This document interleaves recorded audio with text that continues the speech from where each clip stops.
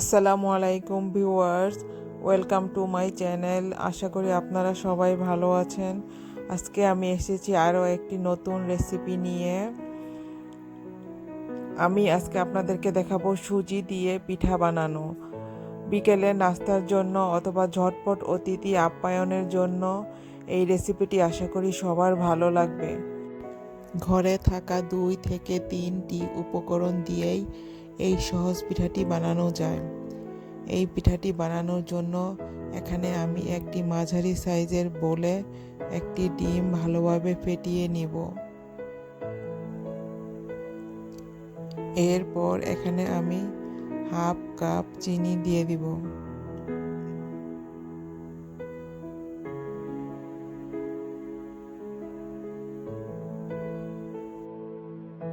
চিনিটা ডিমের সাথে ভালোভাবে মেল্ট হয়ে যাওয়ার পর আমি 1 কাপ সুজি দিয়ে দিব। সুজিটা ডিমের সাথে ভালোভাবে মিশিয়ে নিতে হবে।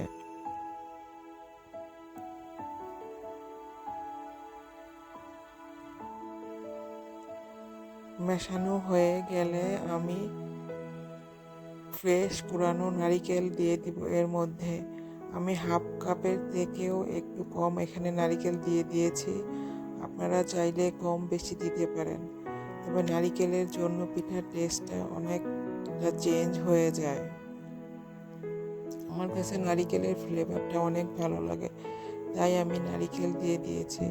আপনারা চাইলে নারিকেল ছাড়াও এই পিঠাটা বানাতে পারেন। আমার ডোটা মেক করা হয়ে গেছে, সবগুলো মিশ্রণ একসাথে মেশানো হয়ে গেছে। এখন আমি হাত দিয়ে ছোট ছোট সাইজ করে একটু লম্বা শেপ করে পিঠাগুলো বানিয়ে নিব।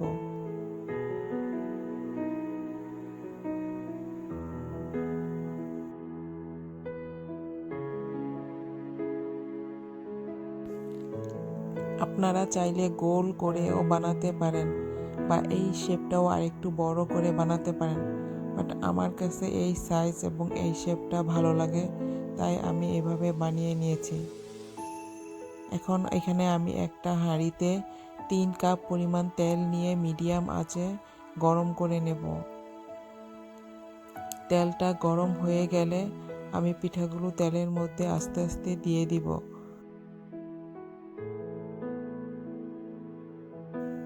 সবগুলো পিঠা দিয়ে দেওয়ার পর আমি আস্তে আস্তে পিঠাগুলোকে একটু উল্টিয়ে নেড়ে দিব।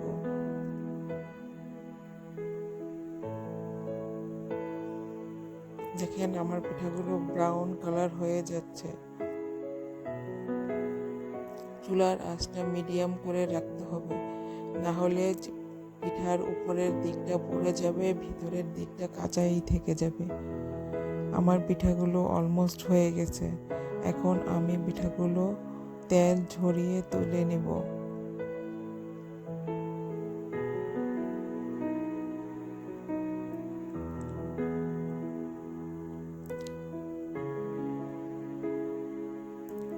আমার সবগুলো পিঠা ভাজা হয়ে গেছে।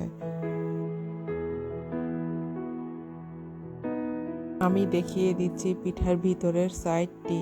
দেখেন দেখতে কত সফট দেখা যাচ্ছে। আপনারা চাইলে ঘরে থাকা জিনিস দিয়েই এই পিঠাটি বানিয়ে নিতে পারেন। আশা করি আমার আজকের এই সহজ এবং মজার রেসিপিটি আপনাদের সবার ভালো লেগেছে। যদি ভালো লেগে থাকে তাহলে আমাকে অবশ্যই কমেন্টস বক্সে জানাবেন এবং আমার চ্যানেলটি সাবস্ক্রাইব করবেন।